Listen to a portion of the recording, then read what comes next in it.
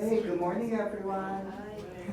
Thank you so much for coming on out. I think the other day I said, thank you for coming, aren't you glad? You know, it might be raining, but at least it's not snowing. At least I can say, hey, it might be snowing a little bit, but at least, you know, it should hopefully not stick around. So we're doing well for our spring lecture series. It always starts a little bit before it really feels like spring. So I really appreciate you guys coming out. As always, we want to give a huge thanks to our friends of the Beverly Public Library. Their support is what makes these programs possible and also makes our refreshments possible, which is especially nice to have hot coffee on a cold Monday morning. We're really excited to introduce today our speaker, Nick Zaino, creator of Boston Comedy Radio, who's going to give a fantastic talk on the 80s comedy boom. And all of the comedy legends that came out at that time. So take it away, Nick. All right, thank you. So how many people, thank you. How many people saw when I was here a couple years ago, I did my original lecture, 100 Years of Boston Comedy. Is anybody here for that? So this is part of a series. My original presentation was 100 Years of Boston Comedy, and I had to breeze over the 80s in about 15 minutes of that, and there's so much more to unpack from that. So that's what this lecture is today. And there will be a Q&A session at the end. Frequently, when I get to that Q&A session, I'll ask people, are there any questions? And a couple of times, people have raised their hand and said, yeah, who the hell are you?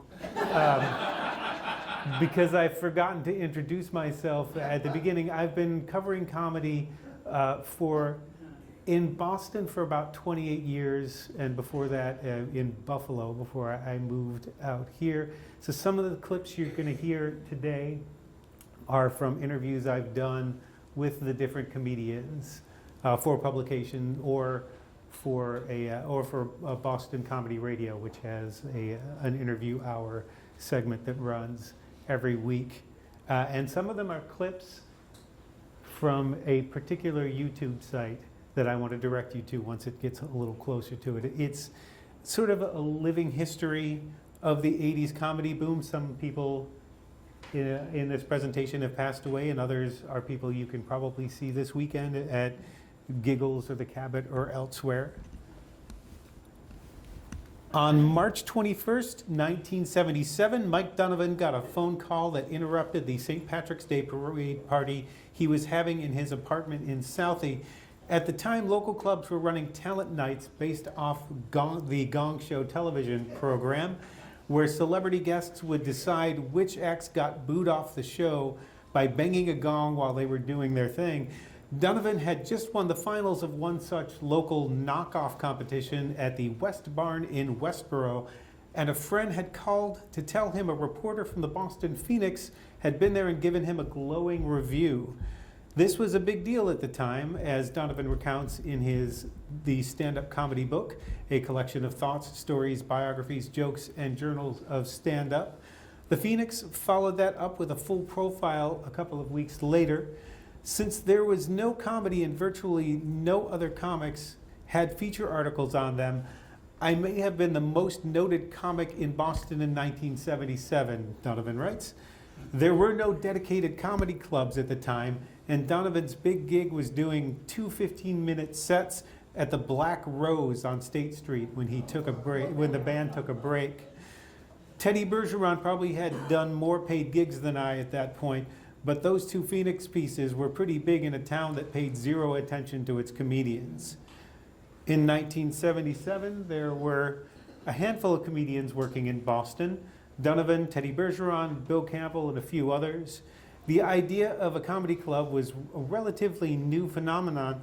The Improv had opened in New York in 1963, but had only started to take off as an incubator for stand-up in the 70s.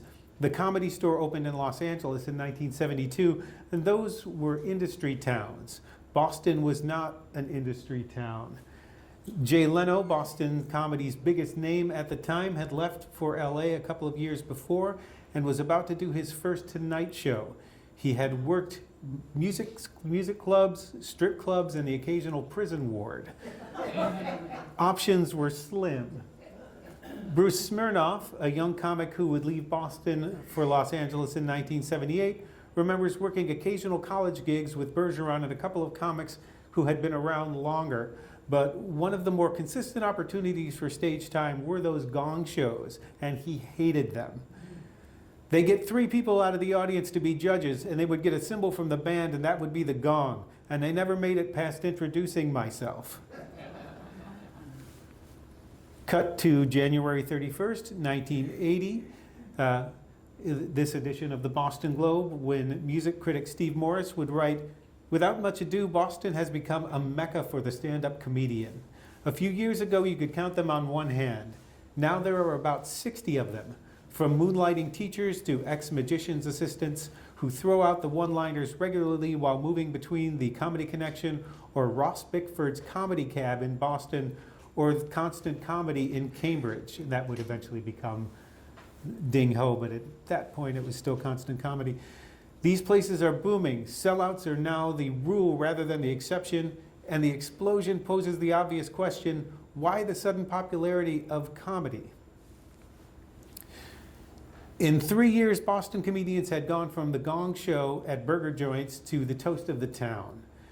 And if this were a novel, you would say the inciting incident was comedian and street performer Sean Morey's shows at the Charles Playhouse and the comedy classes he started to teach there. Here's Morey talking about his origins. The father of Boston comedy. That's because there was no comedy scene back in 1977. No comedy club. There were comedians working in different places when you come into town, of course. I was a street entertainer, and I wanted to be a stand-up. And I had been to the Improv in New York a few times, and I'd been to San Francisco and worked in the comedy scene there, doing just beginnings of my stand-up.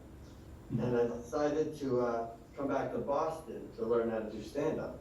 And I was doing street entertaining for a living, but in the winter, that was hard to do. So I opened Sean Morey's Comedy School.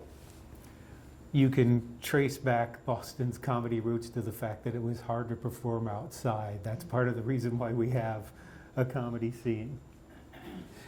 Morey had Wednesday nights at the Charles Playhouse, and two of his students were Paul Barclay and Bill Downs, the comedy team of Downs and Barclay, or possibly Barclay and Downs.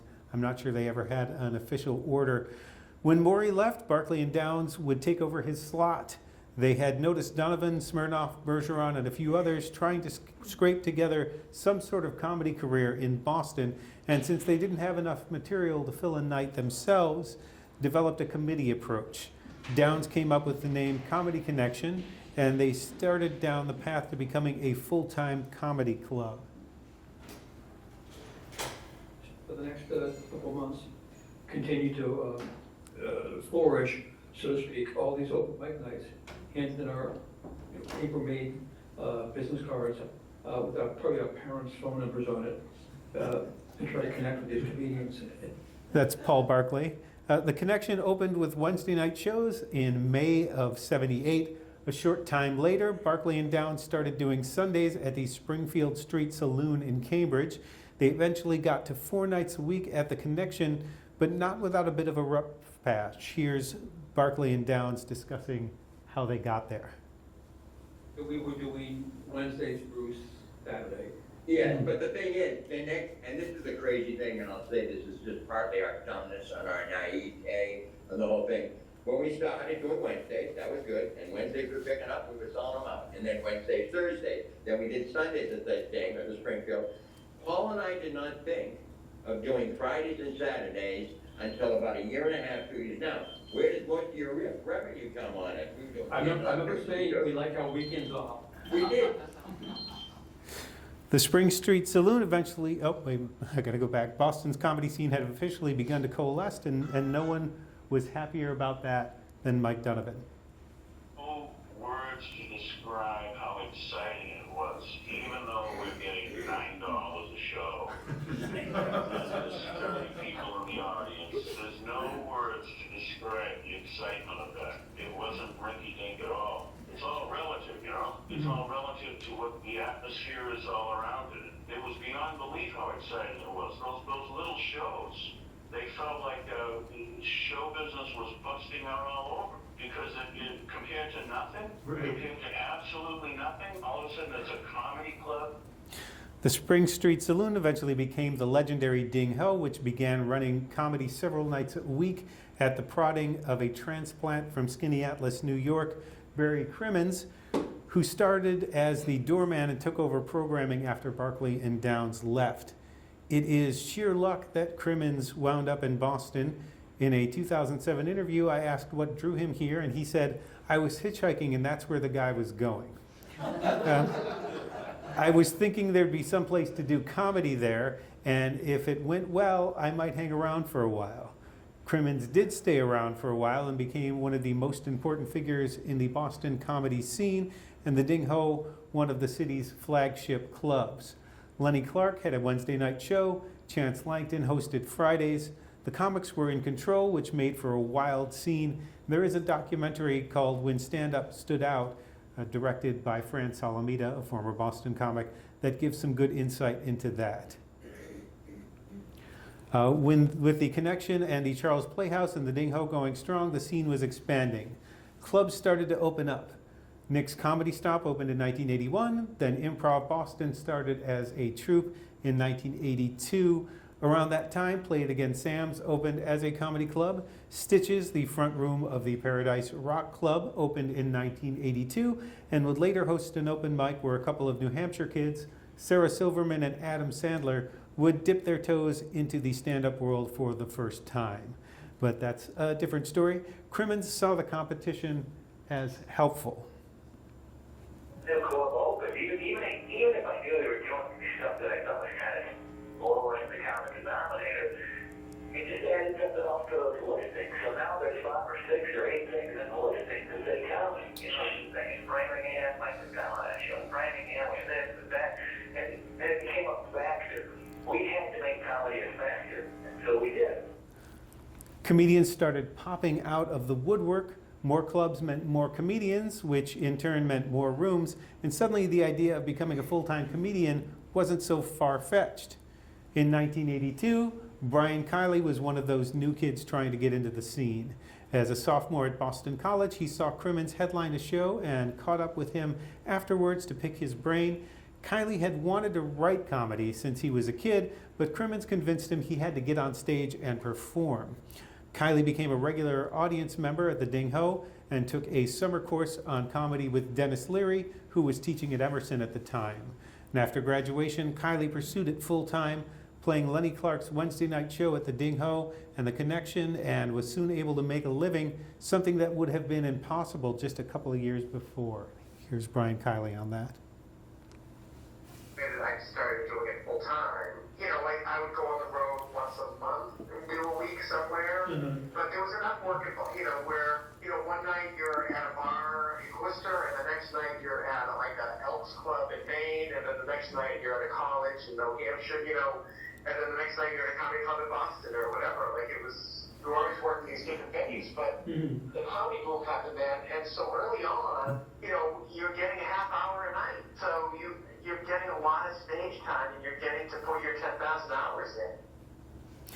So just a quick note, Brian Kiley was, and I think I get to this a little bit later as well, he was a writer for Conan O'Brien for a very long time, and you might have seen his name in the writing credits of the Oscars last weekend. So that's why we have so many comedians to discuss in this presentation. When I first got to Boston and started covering comedy for Stuff at Night magazine and then the Boston Phoenix, one of the first shows I saw was a Ding Ho reunion at the Somerville Theater. It was at least 3 hours long and grows in length every time I look back at it. A sustained comedy assault featuring some of my favorites at the time, like Stephen Wright and Bobcat Goldthwait. And it showed me what a wealth of comedy we have here. So I'm going to take a big chunk of this presentation to just show you some of their stand-up and let it speak for themselves. Since I just introduced you to Brian Kiley, here's a bit of his work from Boston comedian Mike McDonald's The Cable Comedy Show. And a quick note here, a lot of the clips that you're about to see come courtesy of McDonald and producer Bill Gonzalez. And you can see a lot of classic Boston comedy from McDonald's show on Gonzalez's YouTube channel at youtube.com/@thebillgonzalez. Here's a bit of Brian. I guess perversion's a big problem with doctors these days. I had an incident one time. The guy made me take my clothes off. He did that turn your head and cough thing. He asked me what kind of wine I like. If I want to go to the mountains with him sometime. I thought there's something fishy about this dentist.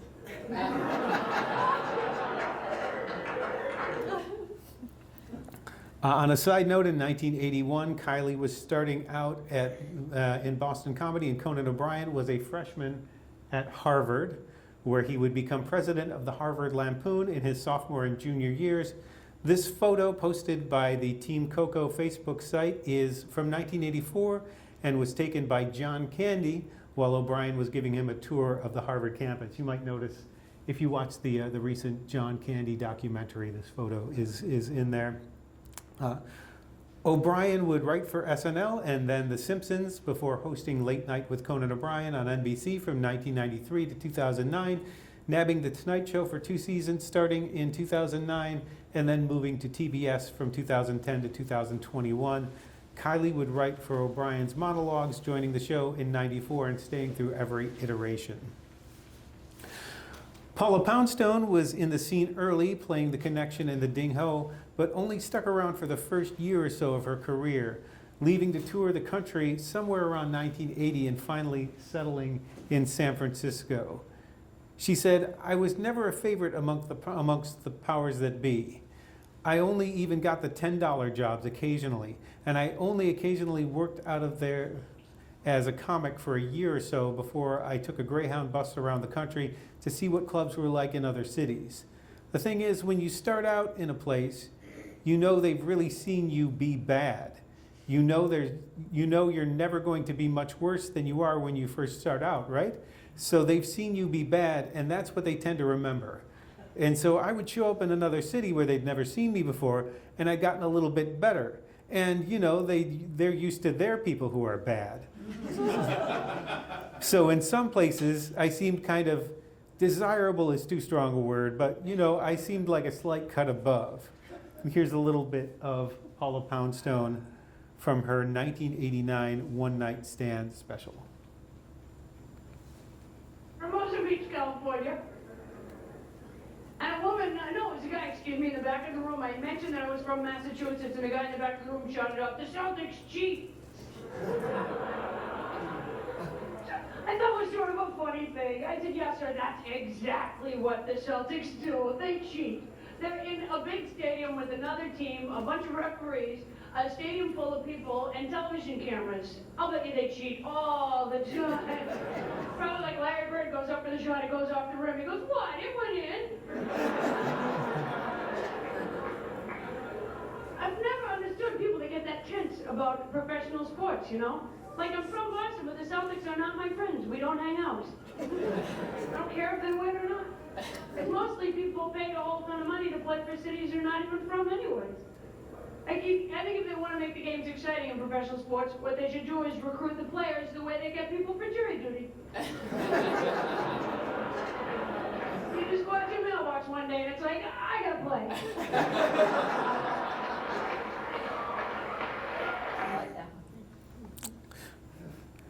And here is Barry Crimmins, who was an often brutal political satirist, targeting President Ronald Reagan's appointment of Chrysler Corporation's Lee Iacocca to head a private sector effort to raise funds to restore the Statue of Liberty ahead of its centennial celebration in 1986. Days that we live in, boy. A lot of weird stuff going on. You know what I hate? I hate that movie Rambo. That movie Rambo is as if the Germans made a movie in 1955. Hitler's back and he's pissed this time. And it also made me mad this summer when we sold the Statue of Liberty to huge corporations. I felt we could have fixed that with our taxpayers' money. Would you have been real indignant about that if they took tax money? Would you have been saying, you mean you took our hard-earned taxpayers' dollars and you fixed the goddamn Statue of Liberty? Next thing you know, you'll be defending the Constitution. They surrounded the Statue of Liberty on its birthday with rich thugs in yachts. It's looking down saying, I asked for huddled masses. What is this? Who painted Beatrice across my crown? Get this members only jacket off of me. Liberty and justice for sale. I got sucked in, I donated $100, they sent me a Statue of Liberty tote bag. I used it to smuggle baby Mexicans into the country.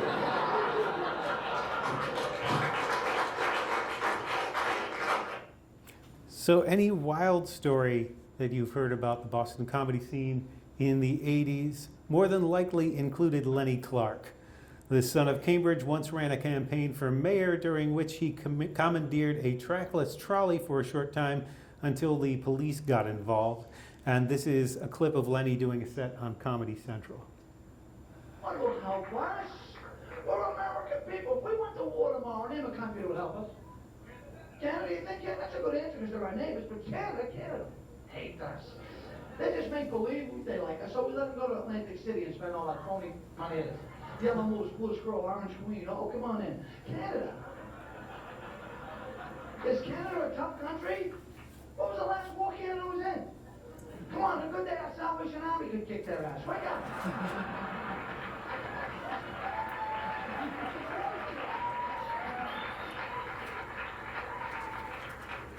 What about our other neighbors? What about Mexico? How's Mexico going to help? They're already here. And they're playing a lotto and they're winning. I mean, I don't want to go to war. You didn't want to go to war? Of course not. You worked all weekend. Tired. I wonder if he still has that sweater. Tony V is one of my favorite people in Boston comedy, but then he's the one comic everyone in this scene seems to like. There can be a kind of artificial separation between the younger comics and some of the veterans in Boston, but when I got here, Tony and DJ Hazard were mixing it up with the up-and-comers at the Comedy Studio, leading by example and offering advice when asked. Tony got the Lifetime Achievement Award from the Boston Comedy Festival in 2024 and opened for longtime friend Bill Burr when he headlined Fenway Park in August of 2022. Good evening and welcome to Camp Fun. I'm the new aerobics instructor. My name's Trudy. There'll be some changes in the aerobics program. You don't have to do a damn thing.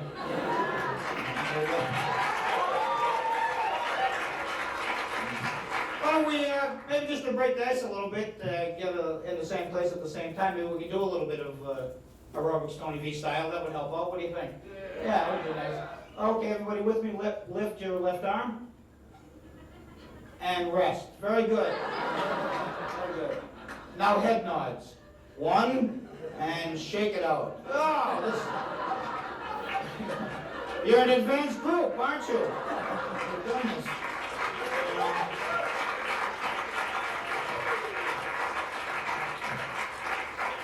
But I know the first thought that's got to be going through your head is, geez, Tone, how do you keep yourself in such fine shape?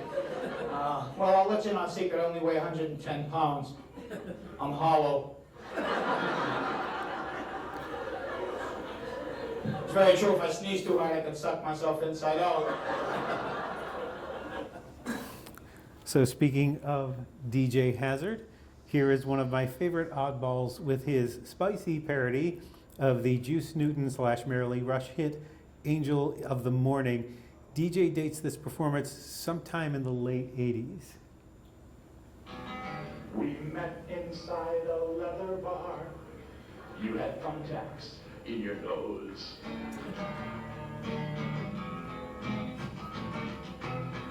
And in the back seat of your car, you beat me with a hose.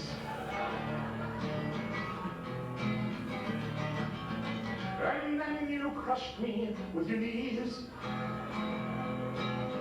And kept it up till I yelled, please.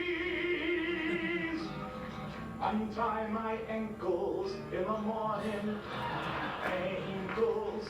Ungag my mouth before you leave me. Untie my ankles in the morning. Then let me limp away. I think you're worth the pain to me. Can they do the second verse? You're a sick crowd. You're my kind of crowd. Lock the door. Steve Sweeney was there at the very beginning of the boom, running his own Friday night show at the Connection by January of 1979. He was 29 then, a Charlestown native who had bounced around the country before resettling in Boston and making a go of stand-up comedy. He still lives and performs in Boston and starred in a movie based on his characters called Sweeney Killing Sweeney in 2018. And he has a room, the Fox and Hound down in Quincy. I think there's a show coming up there soon. This is a set that he did a couple times at Comics Come Home. You might recognize it if you're a Steve Sweeney fan. Grew up a Catholic, which is good. It gives you something to work out the rest of your life. I lost the faith, but I keep the saints. Losing drugs around the house. You said it's something lost that can't be found. Please, St. Anthony, look around.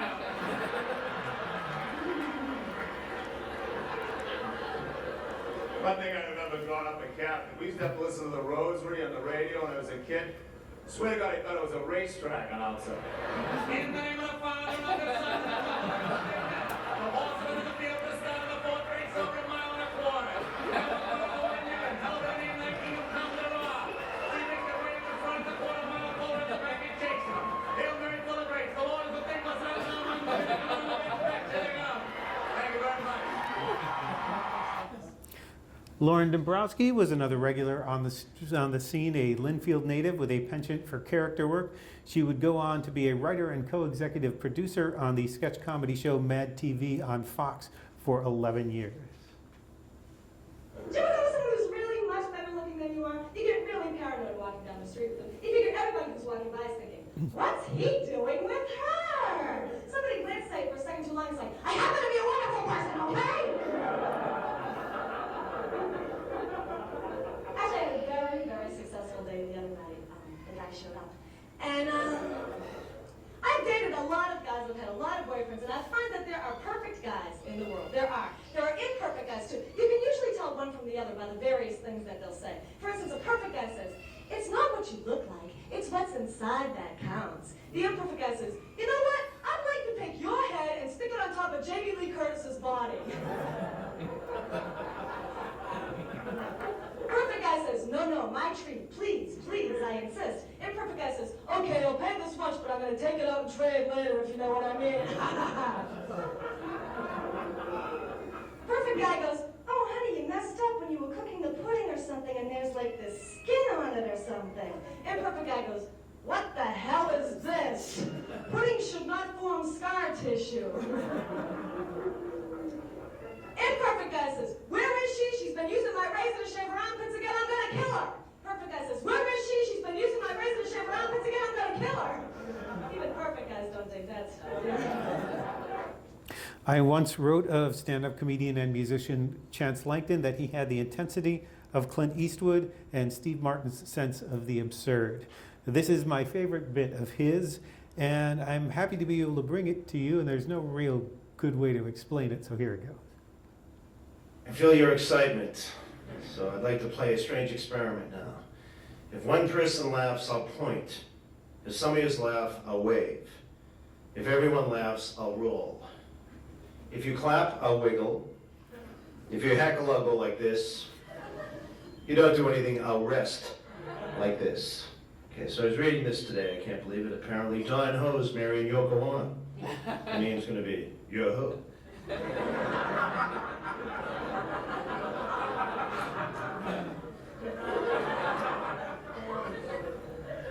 Okay, this is going over much bigger than expected.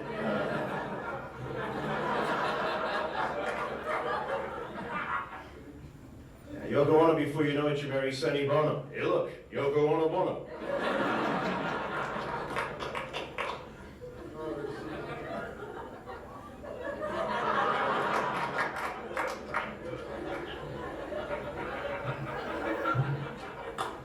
You know, sometimes you can tell by what a person wears where they happen to work. And the person in the red right here, could you stand up just for a moment? Right? Yeah, yes, you, sir. Could you stand? Of course, he works for Scotch Tape. I think you can pick up that.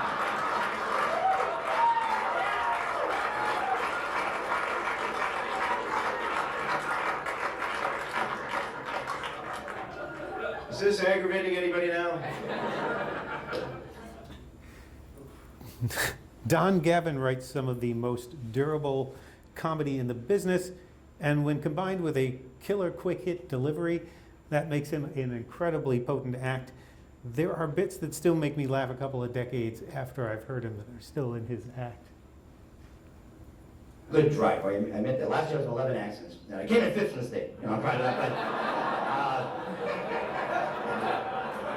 I had no sense of direction. How many like me, when you get lost in your car? I mean, actually, if you get lost in your car, you're an ass. I mean, there's only the front and the back, but you get lost driving. You know what I meant.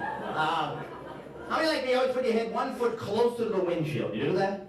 Yeah, that foot ought to make a big difference. Yeah, thank you. Turn down the radio. Turn down the radio. You know? And I don't know, around here we have so many detours. They all look the same, like they're trying to confuse you, like they're mocking you. They look like going, you know? And I was in a detour the other night, and there's about 12 cars. I'm in the back, and a guy in the front went to pull off to the side. I said, you know, he looks like he knows what he's doing. So I followed the guy. We took 2 lefts, a right, another left, and then we were both in his driveway. You know, I said, this is not working out at all. You know? As the host of the Comedy Cable Show, where a lot of these clips are coming from, this is Mike McDonald. The show went through a couple of iterations on Cablevision, which provided service to Brookline and Boston. This is yet another Emerson connection. McDonald met producer Bill Gonzalez in the late 70s, and when Gonzalez was hired as the entertainment producer, he had a mandate to find community-oriented programming. He approached McDonald about creating a stand-up show. Now, HBO's comedy specials had attracted the likes of George Carlin and Robert Klein. Stand-up was in demand on cable, where it could be presented as it was in the clubs. The Comedy Cable Show was on par with those shows, I think, impressive on a local budget. And McDonald was a witty and generous host. This clip comes from a special McDonald presented at Tufts. Sit down on the plane. Got this little flap in front of you. In the flap is this pamphlet. Pamphlet is entitled, Just in Case. Just in case I crash into a stinking mountain range. I don't want to know about this stuff. You don't get in a friend's car and they hand you one of these. Can you imagine getting on the T? Where are you going? Tufts. Better read just in case. My favorite part on this pamphlet, down at the bottom, says, for the safety of others, please do not remove this card from the airplane.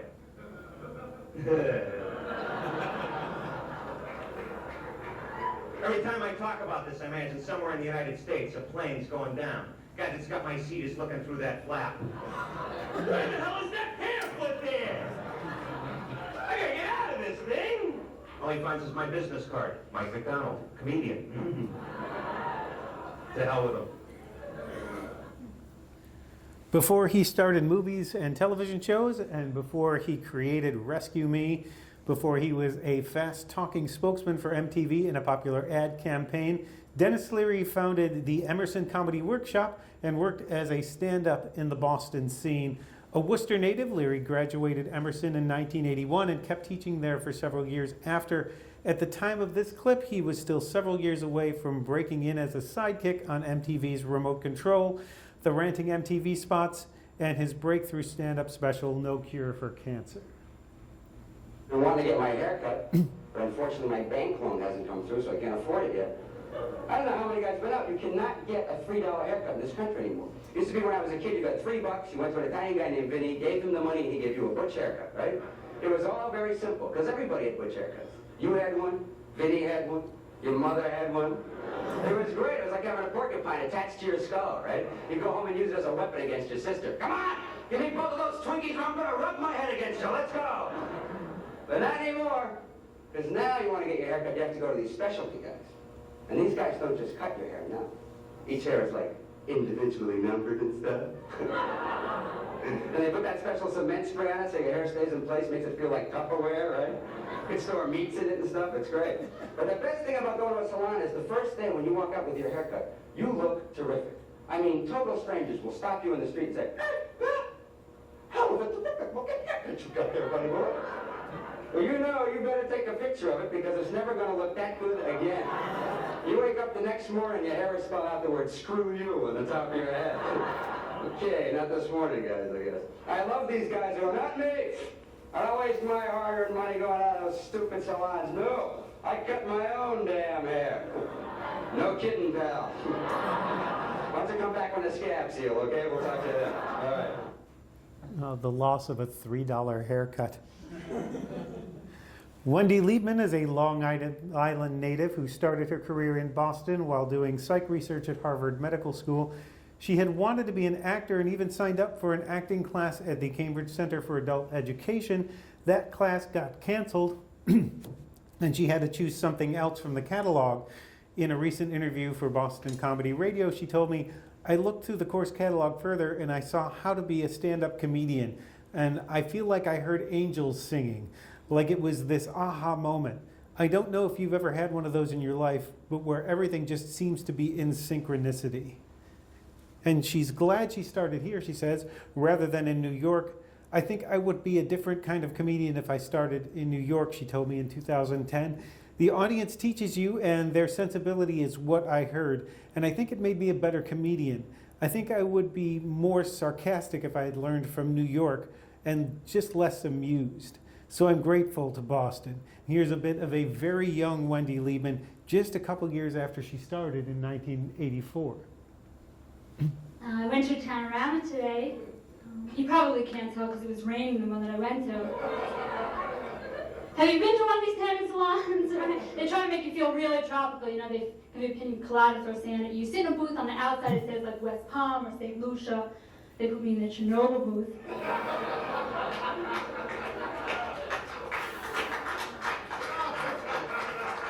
Said it was an accident, you know, right? Usually I come out of the booth like looking like a prune, you know. I'm wondering, maybe you can help me out with this, okay? If a prune comes from a plum, right? And a raisin comes from a grape, where does the Slim Jim come from?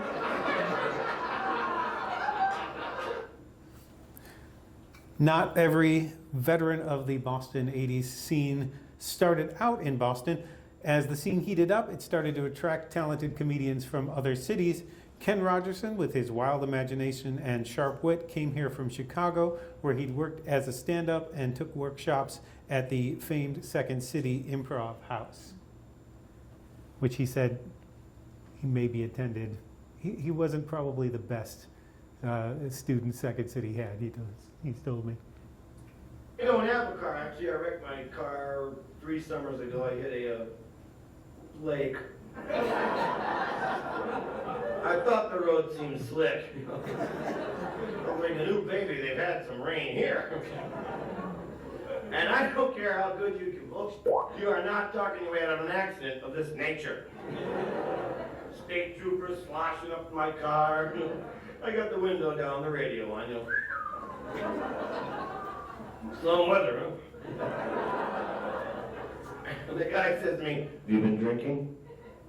I said, "How many sober people do you know have swam into lakes, pal?" No, I ran out of gas. I think with a full tank I could have made it across. So he gave me a balloon test and I twisted it into a poodle. Julie Barr moved to Boston from Rochester, New York in 1985 and worked the club scene for a couple of decades. I think she does mostly cruise ships now. The other thing is I wanted to be a ballerina when I was growing up more than anything else in the world. But you know, they don't make toe shoes in size 11. Well, they do, but they call them boots. I used to go to shoe stores and I'd say, I'd like this shoe in a size 11. They'd say 11. How about a 5 and a 6 and we'll staple them together, okay? The only things they could ever get to fit me were if they tied bows around those little feet measure things and sent me out in those. Oh, this is great.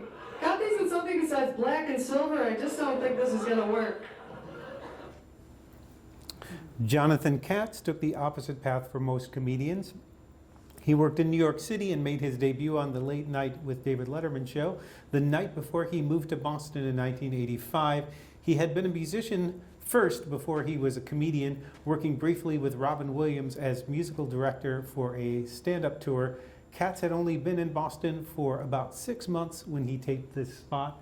One note about his music, he released an album, a music-only album last year called Easy Listening But Not That Easy, which is very fun. This is Jonathan.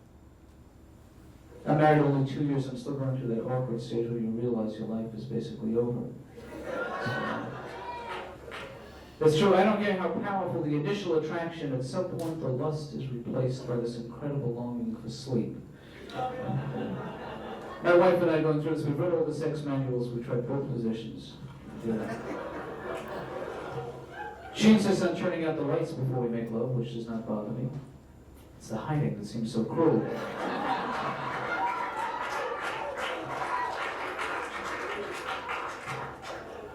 I made the mistake of listening to the news on my way here tonight. Always a bad move if you do comedy.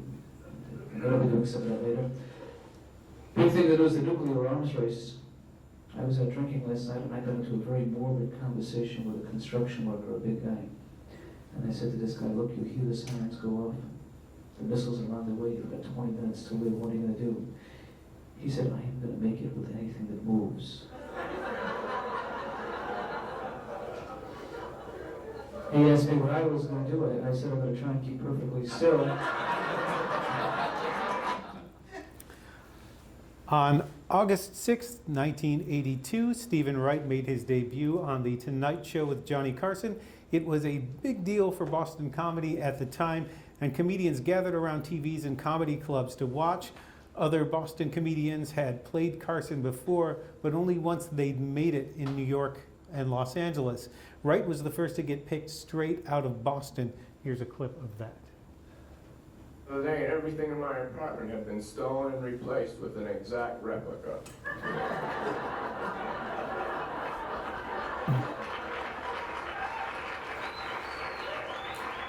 I couldn't believe it. I called my roommate and I said, come here, look at this stuff. It's all an exact replica. What do you think? He said, do I know you?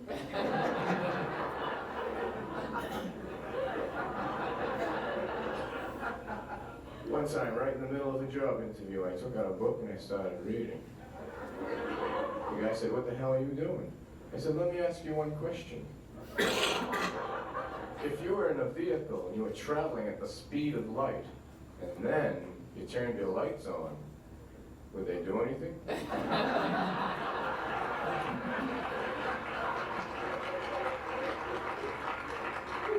He said, I don't know. I said, forget it then, I don't want to work for you.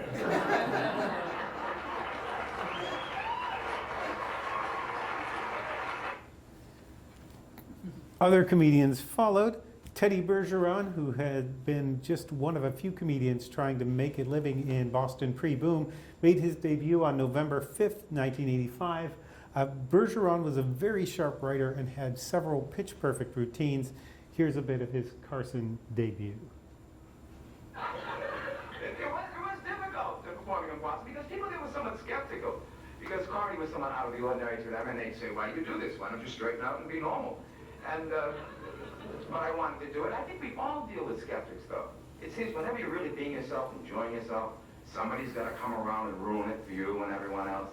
I took my little brother Georgie to see Peter Pan, and he'd never been to a play before. He was so excited, especially at the end when Sandy Duncan took a bob. And then she flew way over the crowd. And the children were on their feet. Look at it fly! Look at there's always that one jerk in the back of the deep voice. She's on a wire. She's not flying, she's on a wire. There's no Santa Claus and she's on a wire.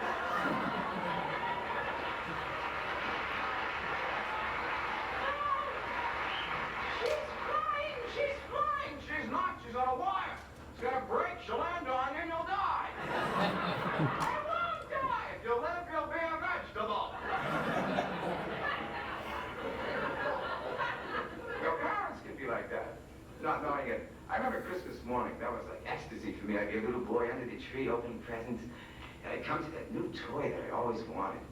And I'd hold it high in the air, run over and show it to my father, and he'd smile and say, "Go ahead and bust it now!" He's gonna bust it, Louise! And I'd get nervous and drop it. He busted it! He was a very excitable man, my father. Had no faith in me whatsoever. I'd ask for a glass of milk, sure, spill it all over the table. Now, I didn't mind this at home because I was with family and friends, but in public it was very embarrassing. He used to announce our Little League games. Did the play-by-play over the air. There's a fly ball to center field. Going backward is my son. Watch him drop it. He dropped it. Now watch him kick it around and throw it into the stands. Jimmy Tingle, like Sean Morey before him, started out as a street performer, playing his harmonica and singing songs like Test Tube Baby Blues for passers-by. In his early days, Tingle was less disciplined, which led the Boston Globe's Steve Morris to say he was an unchained bull. Tingle admits that a bunch of his early stuff was about drinking and partying, but eventually Tingle developed into one of Boston's most enduring political and social satirists and made his debut on Carson on December 15th, 1988. In comedy, there were no rules. You could do whatever you wanted. And so it was more mocking people who didn't drink than, it was more advocacy. Put it that way, that was my earliest form of advocacy. Like, hey, folks, I read an article in the newspaper about beer. It said that beer is actually considered a food. For years, I was psyched. For years, people thought I was an alcoholic. Calm down, I'm hungry. And here's a bit of that No, debut. folks, the post office raised the price of a stamp from 22 to 25 cents. Not a big thing, really, when you consider what you get for 25 cents. But I'm watching the news, and they're interviewing this guy, and he's complaining. This is intolerable. Who do they think they are, raising the price of a stamp to a quarter? And you watch the rest of the newscast, and it's like, in South Africa, women and children were bullied into submission today. The Middle East is in its 7th month of turmoil. In Haiti, a man was killed on the way to the polls. And in the United States, the price of a stamp went up to a quarter. Guys in Afghanistan, how do they live there? People in El Salvador, is there no God? When you think about it, for 25 cents, a man comes to a box in your neighborhood, picks up your message, and delivers it anywhere in the country. For 25 cents. What's the problem? What, you want change? Tip the guy 3 cents. I mean, you can't pay an American kid 25 cents to lick the stamp. I want a dental plan.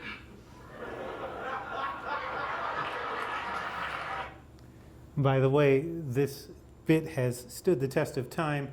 As long as the price of stamps keeps going up, Jimmy can keep doing this bit. And this is something he posted on his social media late last year. Complain about the post office. The price of the stamp just went from 68 to 73 cents.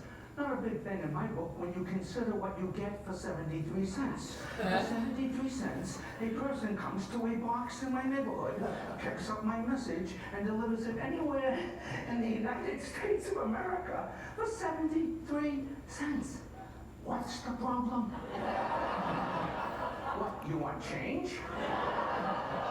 Tip the person a nickel. You can't pay a 4-year-old American kid a nickel to lick the stamp. So the price of stamps went up to 73 cents as opposed to 25 cents, but Jimmy's only still increasing that tip from 3 cents to a nickel.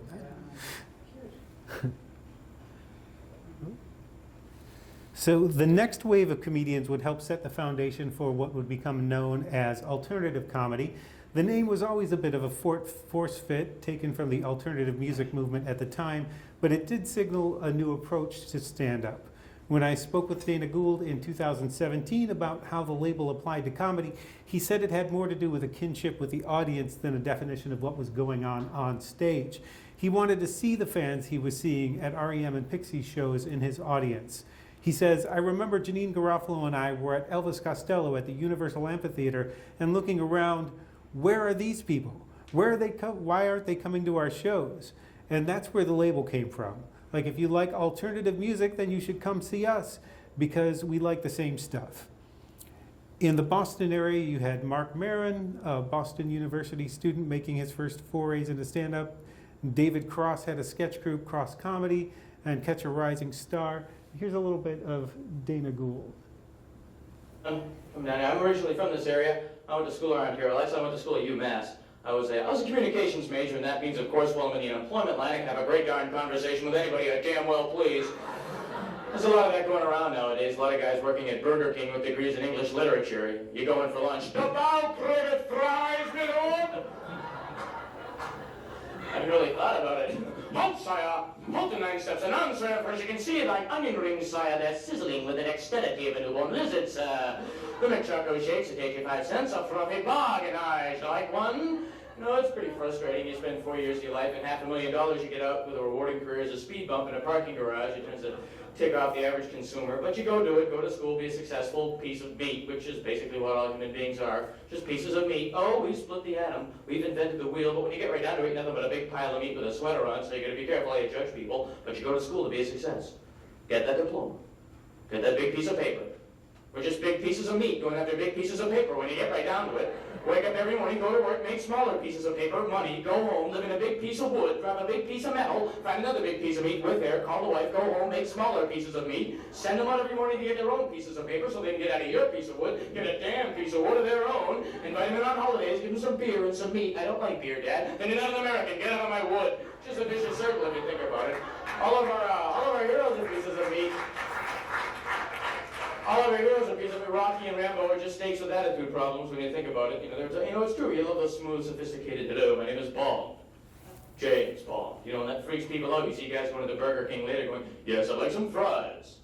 French fries. People, but it's that whole attitude, that Sylvester Stallone kind of strong at. I don't think people would have been lined up around the block to see Rambo if it starred Tony Randall, Well, evidence there are still prisoners being held in Vietnam. Oh, boy, what a chip! This guy stinks.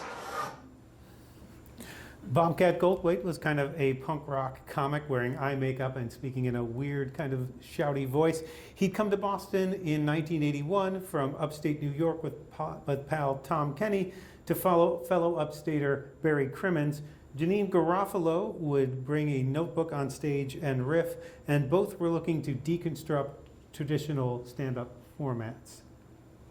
I'm recording this album and it's so frustrating because I don't know any jokes. I hear jokes all the time. People always, if you're in my line of work, people are, they just fester to tell you a joke.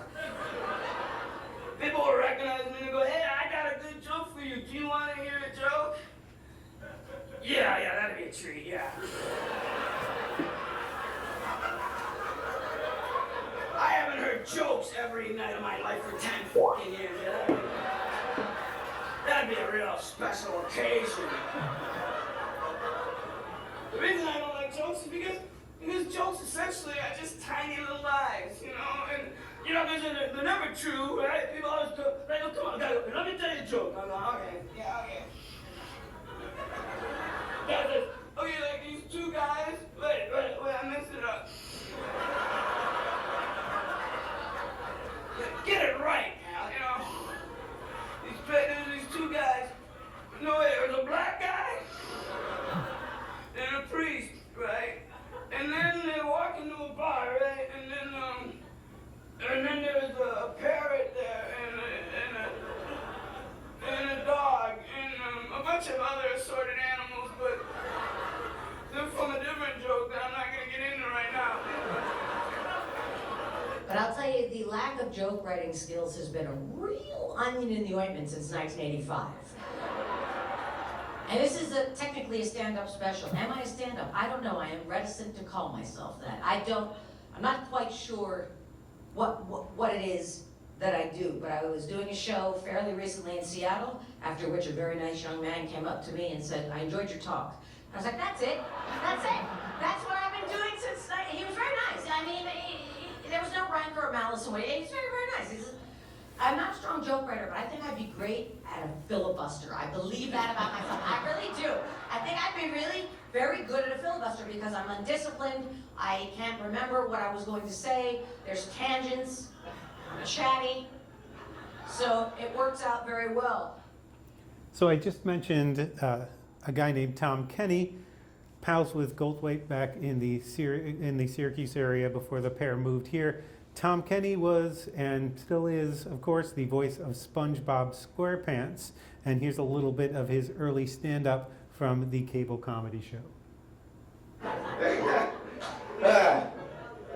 I take the mic out of the stand. I'm scared with all this equipment around, wires and stuff, you know. I'm not good with mechanical things. I don't have that kind of linear mechanical mind that, like, if something is broken, I can focus in on the problem and see what's wrong, shoot, and rectify it, you know. I was always calling my old man from a payphone in the middle of nowhere, the lousiest, rainiest nights imaginable at 3 in the morning, you know. My dad being a real talkative kind of a Joe at 3 in the morning. Be having this conversation. Dad? The car won't work. Will it turn over? Yeah, it did, like 3 times. Slammed into an embankment, became a sheet of flame. Wicked road warriorness. Wicked road warriorness, Pops. 7 by midnight. You know, my dad never showed too much emotion. It's like 3 parts Vulcan, 2 parts Ike Turner. That's my pop, you know. Had problems showing his emotion. My father was always going high and mighty on me. That always caused problems. He always had it much tougher than I did. Oh, you think you got it tough? Damn it, I grew up in the 30s and 40s, war and depression. It's like, Dad, take it easy. I grew up in the 70s, leisure suits and Journey, which sucked the bag more, you know. Calm down. What sucked the bag more? That's a tough question. It's tough being a pop sometimes. Oh, have to consult the Hugh Beaumont Dad book. The scene did eventually slow down. It got oversaturated, and the one-nighter rooms that were just a plumber's lamp and a microphone dwindled. The Ding Ho closed in 1984, but you still had good clubs producing unusual talent, and some very talented people came through Boston at pivotal points in their careers. And you still had a lot of headliners from the boom that stayed in Boston. Stitches ended its 10-year run in 1993. Play It Again Sam's closed that same year. Catch a Rising Star had opened in 1987 and hung around until 94. So when did the boom end? Joe Rogan started out in Boston in 1988 doing open mics at Stitches and was here until around 94. And he feels the boom was still going strong at that point. When I spoke with him in 2008, he said, if you go to most cities and see their local headliners, they're usually a notch below the national headliners. It's not quite as creative, not quite as funny, but in Boston it was really the opposite. I mean, we would have the national headliners come into Nick's Comedy Stop, and those guys would have to work with Steve Sweeney and Don Gavin, and they would look terrible. Some guys like Billy Crystal would go up, and you would have to compare his set to Steve Sweeney's sets and Don Gavin's set, and he would look terrible. He would look like a second-rate comedian. It was really an unusual situation, and unfortunately, you know, a lot of people in the rest of the country never got to know those guys. And there is a mythology that the clock struck midnight on the 80s boom as soon as the 90s came around. Mike Donovan would dispute that. So when did the boom end? I think it ever did, at least not for me, because, like I say, I've never been all that aggressive, trying to get as many gigs as possible. Mm-hmm. So when things slowed down, I was still kind of getting the same amount I was getting before, because I wasn't pushing it before. You follow me? Yeah. I'm getting, the whole scene is collapsing. There's nothing around. Yeah, but I was never trying to work every single weekend anyway. So the amount I was, just a little bit more effort on my part, and I got to where I was before. And I think now, in a way, because back when things were great, I think things are great now. Mm-hmm. You know, I don't think it's that different. I don't think it's that. I get the young comics, they're all nice to me, but they think that, man, what, you must be really missing the good old days. No, I'm not. Things are okay. I mean, I got a $500 gig next Tuesday, you know? If you look around now, there's more full-time comedy clubs and theaters that feature comedy than probably at any point in Boston's comedy history. Nick's and Giggles are still around. The Connection morphed into the Wilbur, which booked the bigger national headliners. You've got Laugh Boston, now a stalwart of the scene after opening in 2013.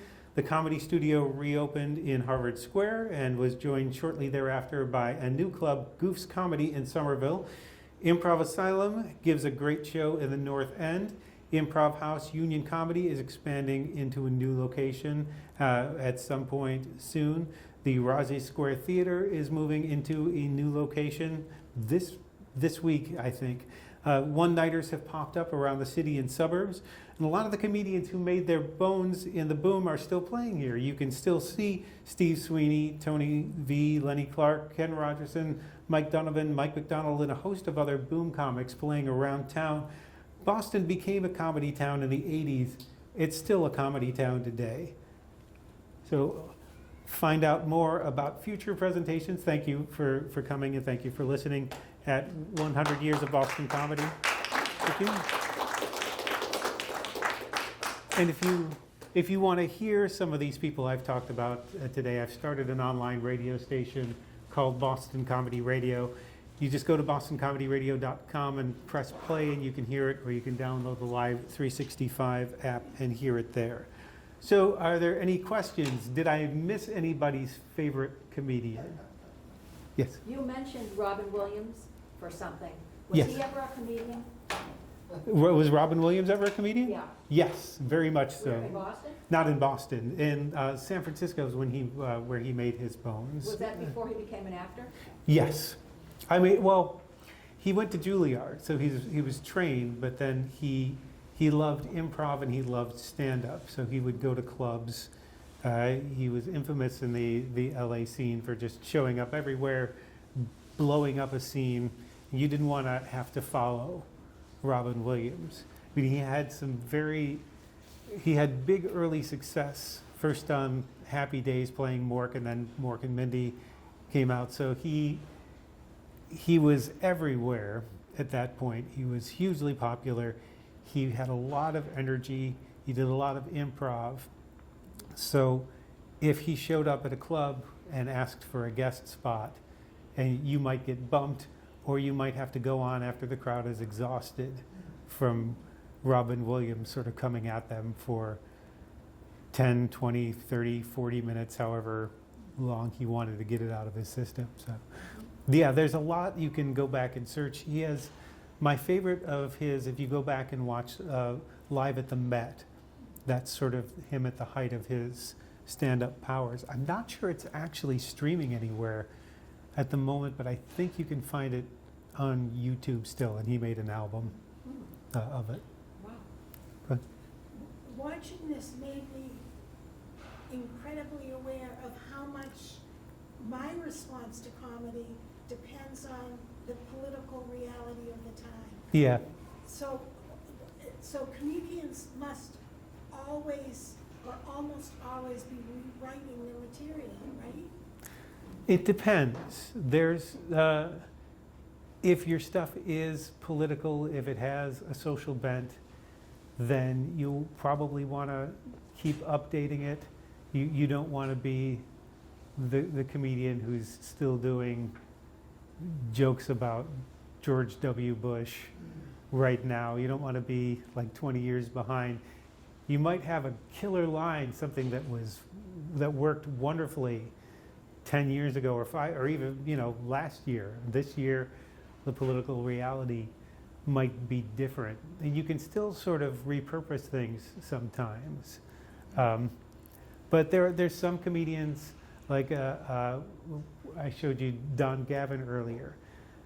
I meant it when I said there are things that I probably first saw Gavin at that Ding Ho reunion in '99, and there are some lines from his act that he still does from that, And those lines were already probably 10 years old by the time I saw him then.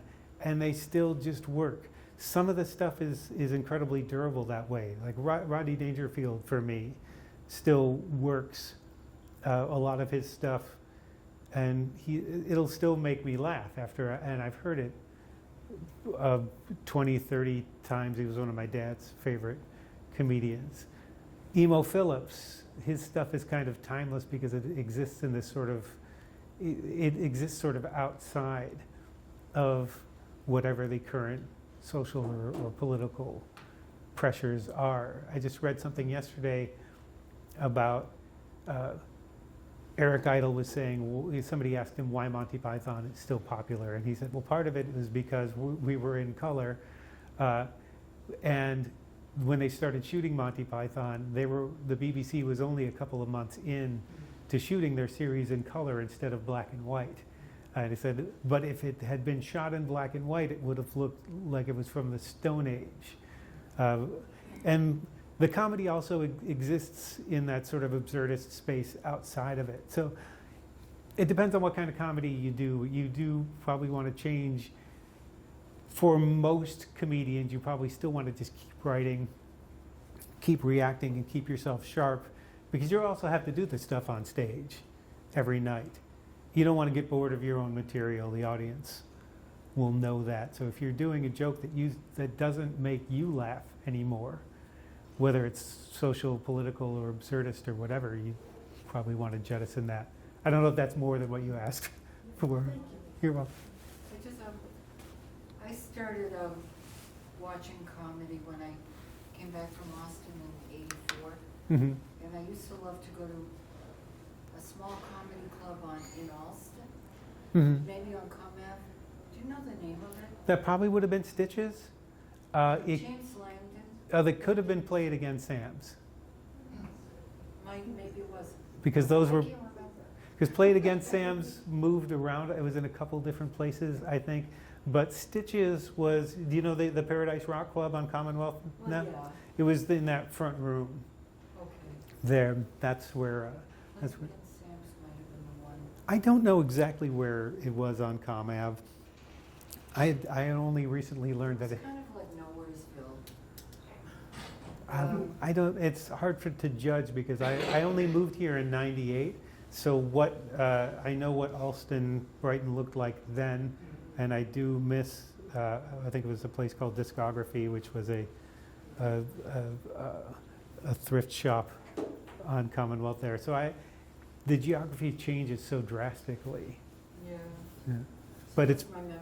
yeah. Oh, Tony?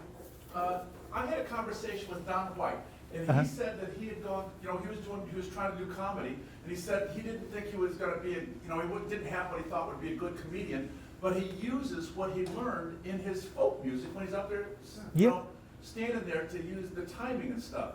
Your thoughts on that what people could pick up that, dipped into comedy, but, ended up doing something else? A lot of people take classes and have taken classes from Don directly about using comedy in your everyday life. There are classes you can take at the Rossi Square Theater and at Improv Asylum, and I think maybe at Union Comedy, and sometimes at the Rockwell. They're doing some good work over there about using improv in particular in your everyday life. There's no doubt that humor can sort of lubricate a social situation and make it easier for you to reach people. But improv also has the concept of yes and. Have people heard this concept of yes and? It's one of the rules of improv where you don't deny somebody else's premise. If somebody comes on stage and says, "That's a nice table," you don't say, "What table? There's no table here. We're at a bus stop." You take whatever is offered you and add to it and move things along that way. And I found that's kind of a helpful thing to think of in your daily life, to sort of yes and things. But there are, but Don used to teach his course as well. You can use it in business. You can use it just if you're a shy person. It can help you sort of come out of your shell a little bit. I can't imagine a daily life without humor. And some people think they don't. Some people think they don't need it. My grandmother, who was one of the funniest people that I knew, I remember when I told her I was writing about comedy, and she said with a straight stone face, "Oh, I hate comedy." But it's a useful skill to be able, and it doesn't have to be like like one of those guys kind of.